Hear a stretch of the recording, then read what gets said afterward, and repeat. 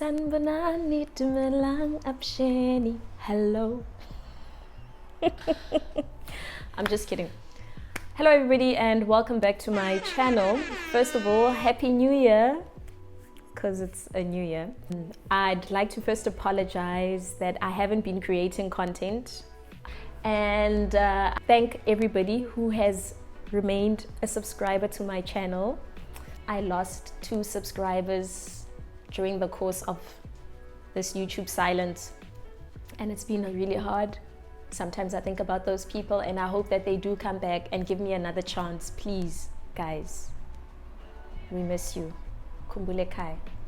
Anyway, so today's video, I'll be talking about things that I wish I knew before relocating to the mother city, aka Cape Town, aka Europe Extension 2.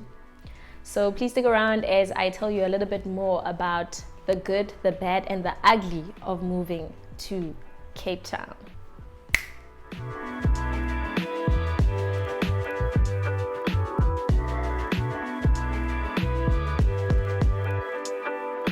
So let's get right into the video, starting with the good or the most awesome part about living in Cape Town. First of all, there is so much to do in this beautiful province. There is so much to do. Whether you want to spend 2,000 Rand, nothing at all, whatever your budget is, there is something to do in Cape Town, which is a really wonderful thing, or the most attractive thing, I suppose, about being in such a touristy province or in such close proximity to such a touristy province or city.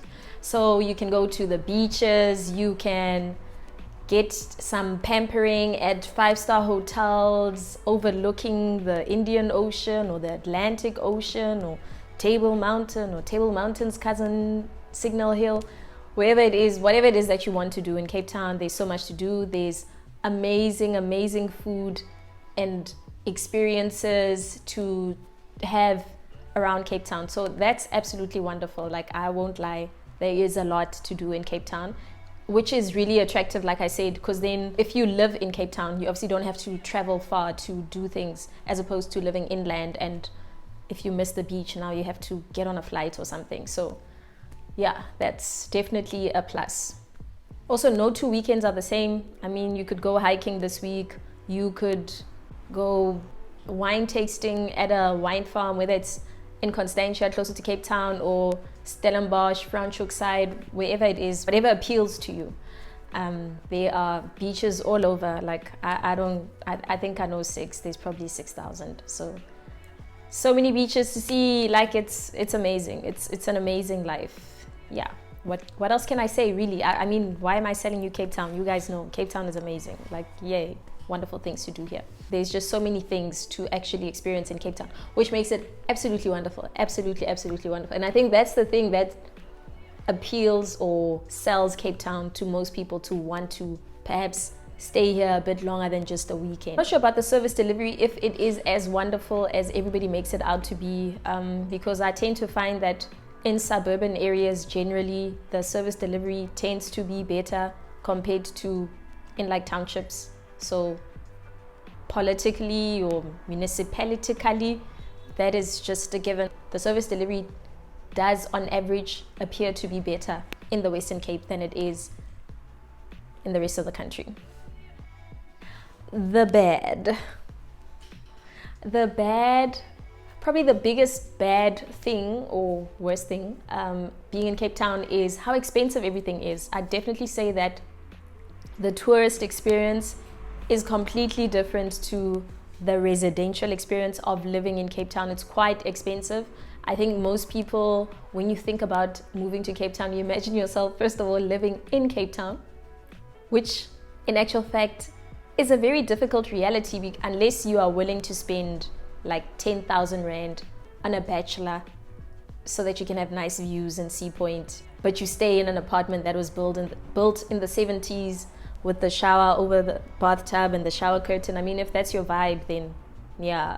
Whereas if you move slightly further, maybe 20 or 40 kilometers away from Cape Town, for 10,000 Rand, I feel like you could get a really decent, newish apartment Yes, you can get a really decent or newish apartment in a nice estate, and then you'll unfortunately, like most people, you'd probably have to drive to Cape Town to experience Cape Town. So that's definitely one of the bad things about it, is that you imagine that when you live, because when you come here as a tourist, that's where you stay, and you're thinking that's the experience that you'll have when you relocate here, but it's too expensive to honestly live that side. You find that most people who live there obviously have money, and a lot of Europeans actually, so it's quite expensive to actually live in Cape Town. And like I said, rent is quite expensive in the southern suburbs. You're going to spend a lot of money for like a small apartment, just so that you can see, like, you know, that much Table Mountain. Like, if you can see that much Table Mountain, that's like an extra 10,000 already. So be prepared. So if you're willing to fork out that amount, then it's fine. Southern suburbs work out for you. But like most people, you end up going a bit further away from Cape Town, and that's it. If you want to see Table Mountain, that's the nice thing about being in Cape Town. Wherever you are, you look outside in a westerly direction, and you should more or less see Table Mountain. Like, if that's your vibe, like if that's the only reason why you want to move to a province. So yeah. So one of the other bad things about living in Cape Town or being around Cape Townians is the ignorance. I don't know if it's actual ignorance or maybe it's a joke and I'm not getting it, but I feel like there's a lot of, like, people here live in sort of a bubble where they're not interested in what's happening in the rest of the country. I mean, I understand if you're not familiar with Springs, which is where I come from, small town there in Gauteng, that makes sense. But for you to think that Limpopo, a province, is in Johannesburg, I don't know what to make of that. That's why I'm saying I'm not sure if it's ignorance or it's just like a common joke where everything up north is just Joburg for some reason. So that's the thing, like there's a bit of ignorance in that regard. Another concerning matter is Wexit or Cape Exit. I'm not sure how to pronounce it, but it's the idea of Cape Town wanting to secede or to separate and for Cape to become its own republic, separate from the rest of South Africa. And I understand, I suppose, where it stems from, if it's in terms of government's performance, because yes, the ruling or the government is failing us as citizens of the country, regardless of which province you're in. My issue is assuming that it only affects you when you're in the Western Cape. Like, that part I don't get. Are they saying that nobody else sees the flaws or the faults of the government except people in the Western Cape? So I don't know what that would achieve, this separation between, or where Cape Town, or the Western Cape rather, would become its own republic, and then the rest of South Africa would be on its own. I'm not sure what it achieves. Apparently it has nothing to do with race, but yeah, so there's that. Y'all know the rules, don't nothing change. Y'all know the rules, don't nothing change. Y'all know the rules, don't nothing change. And now for the ugly. Obviously, racism, duh. So obviously these views are all my own. Perhaps you could meet someone else who has a completely different experience to myself. So I'm not speaking on behalf of all black people or anybody else coming from other provinces moving to Cape Town. I'm only talking about my own experience of how it's been being here. So the racism here is on another level. It's so deeply entrenched. I feel like people don't even realize when they are being racist. Like, that's a thing here. Yeah, like, sheesh, I have so many experiences of that actually since moving to the Western Cape. Not to say that I haven't experienced racism elsewhere in the country. I mean, hello, this is South Africa. But in the Western Cape, they take the cup. So I stay in Somerset West now. I moved here and I was with my partner and we were shopping for curtains, and we went to this other curtain shop, and I can't remember what the question was that we asked regarding the curtains, and perhaps I was overreading, or I am overreading into this incident. Maybe it wasn't racism, maybe it was classism, I don't know, but it felt otherwise. We asked her a question about curtains, and instead of just giving us an answer, she first had to tell us or inform us that this is not Mr. Price home. Okay. This is not Mr. Price home where you are used to whatever. So yeah, this is a different shop. We don't work like that. So I know someone else might look at that situation and say, but where's the racism in that? But I don't know, like I experience things and I sometimes wonder, like if I was a different color or a different sex, would the experience that I just had, would it be the same? And I feel like most of the time the answer is no. So these are only my own lived experiences, but yes, there is quite a bit of racism in these parts. Yeah. Also, I don't know if it's just an air of intolerance, or I don't know, maybe it's like a cliquey province, a cliquey people. But there's a big sense of an us versus them. Like there's this big sense of us versus there. I think that's why I really struggled when I got here. I felt like such an outsider, which is weird for me because I feel like I am in my country. Even if I'm in the Western Cape, like it's like I should feel welcome as an African in Africa, as a South African in South Africa. But yeah, there's a big us versus them type of vibe. Maybe that's why it's so easy for not the majority, but quite a large percentage of the population in the Western Cape to not necessarily be against the idea of a Republic of Good Hope or something like that, or the Cape of Good Hope. So maybe that's why people can be into that, because there's this big sense of us versus them. Again, I feel like it does stem quite a bit from racism, because what else is there, or what other races are there like in the rest of the country? Like I don't know. And something else that I think I've noticed a lot in the Western Cape is the customer service is like absolute rubbish.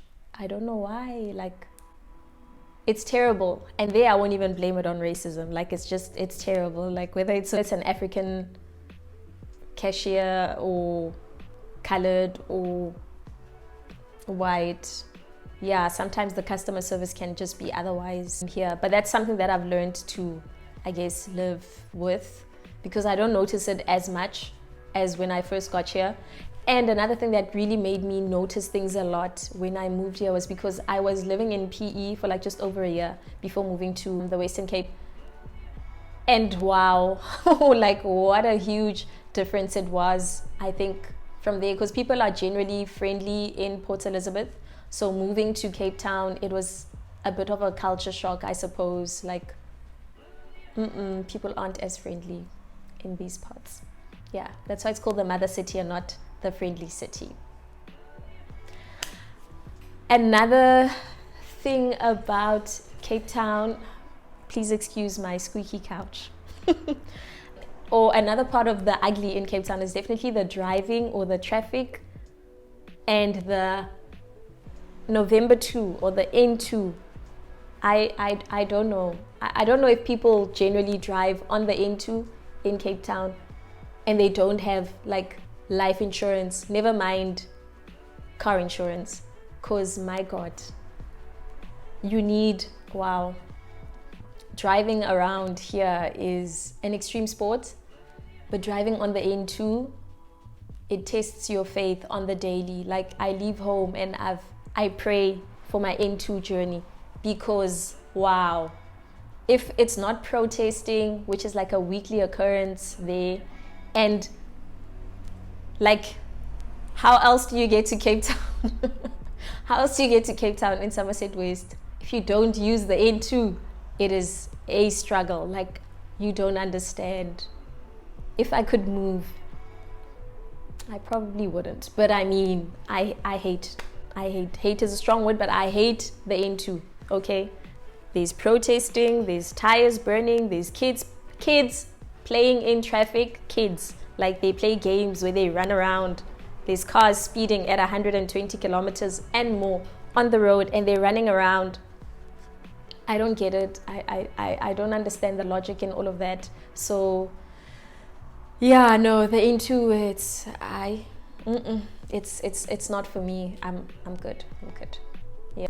So that's it, guys. Thank you so much for watching my video. I hope you enjoyed it, and I hope I didn't turn you off moving to Cape Town. I think it's good to experience different parts of the country or of the world. So if ever you have the opportunity to live in a different part of South Africa or wherever it is that you are, if you ever get an opportunity to live there, and it's pretty safe, it's pretty decent, I think decent, okay, I think you should try that out. So definitely, this is not me saying do not move to the Western Cape. Absolutely not. It's wonderful. You can meet incredible people, and obviously not everybody is racist, not everybody is unfriendly.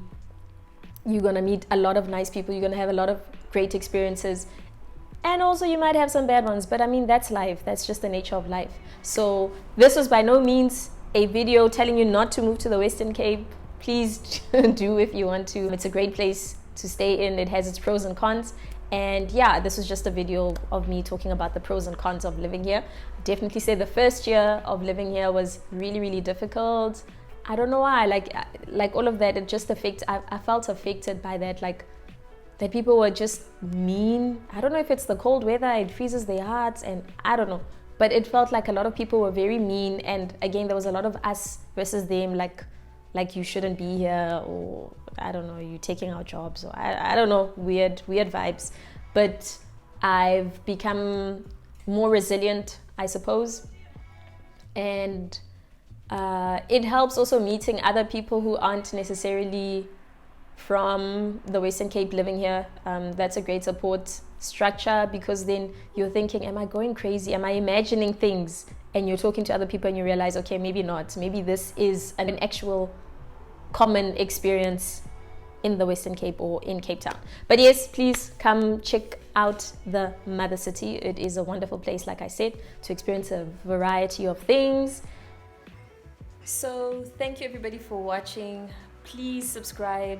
I promise there'll be more content and more wonderful videos and interaction on my YouTube channel. So please subscribe. Road to 100, yay!